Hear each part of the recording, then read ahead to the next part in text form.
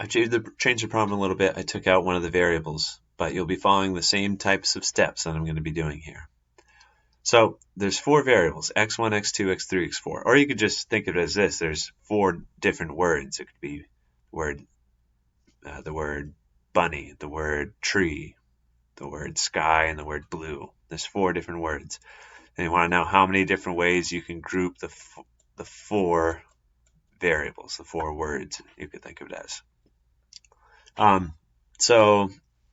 To list all the different groups that could be made using 3 variables. Remember, for my problem, I'm just using 4.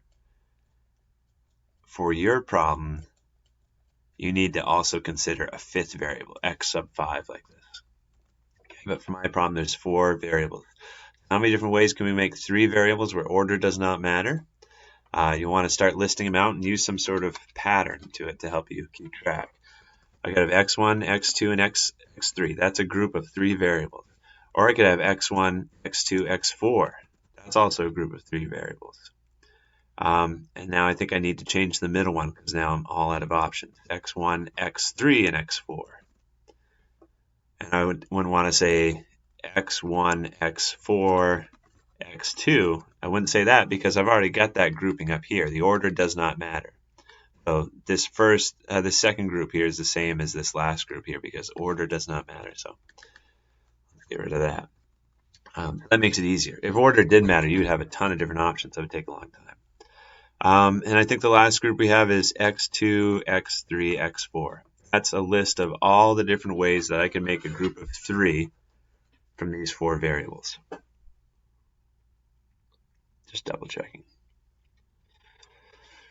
Okay, and you'll see there's a formula to double check. I've got 4. There's a formula we've been studying that we can use. We have this combination formula. The combination formula tells you how many different ways you can take n objects and put them in groups of size r. In our case, what I just did up here was I had 4 objects to choose from, and I was asked to make groups of 3. So 3 is my r. So plug in 4 in for n and 3 in for r for my example. I think that was a 4 before. So you're doing 5, choose 4 basically. So same thing, just different numbers.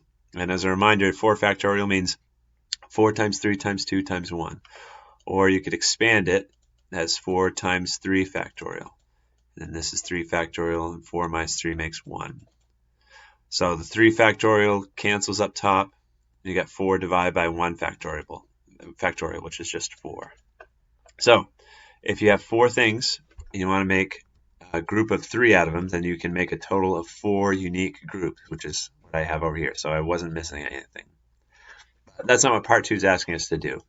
Part 2 is asking us to tell how many different ways I can make a group of 2 variables. I have 4 variables I'm choosing from, and I want to choose 2 for my new groups.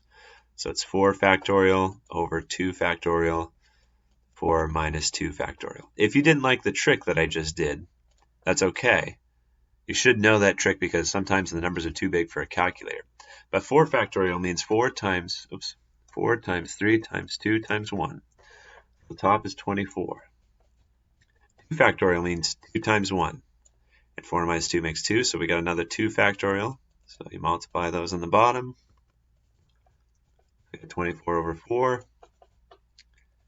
So 24 divided by 4 makes 6. So if we are asked to make groups of 2, and we have 4 variables, that means we can make 6 groups. We could do x1, x2, x1, x3, but this question doesn't require that we list them all out. x1, x4, there's 3 of them, so there should be 3 more. But you don't have to list them out. You just need to say how many groups you can make. How many different ways can we make with 4 variables? You got 4 variables, you're choosing 4. You can go through the formula, but there's only one way of doing that, right? If you got 4 variables, then you can only make one group of 4 out of them. There's no other unique groups. But you could follow the formula and say the same thing. So how many possible groups of any size can you make with a 4 variable? So this is where you would want to do 4 choose 1 and add 4 choose 2. So this is all the different ways we can make groups of size 1. This is all the different ways we can make groups of size 2. This is all the different ways we make groups of size 3, and this is the biggest group we can make. 4 variables, choose 4. If you go through the formula, this should be 4. We already did this one. That was 6. This one I think was our first one. We did that brute force method. We just listed them all out. 4 choose 3 was 4. Then 4 choose 4 is 1. So if you have 4 variables, you can make 15 groups of any size. Size 1, size 2, size 3, size 4. So that's it. That's all you have to do for part 4. I think for yours, you have 5 variables. So you want to do 5 choose 1, plus 5 choose 2, plus 5 choose 3, plus 5 choose 4, plus 5 choose 5. Follow the formula for combinations like we're doing in Newton. For each of those, some of those you're going to actually already do in the parts up ahead, and then add those up, and that's your answer for part 4.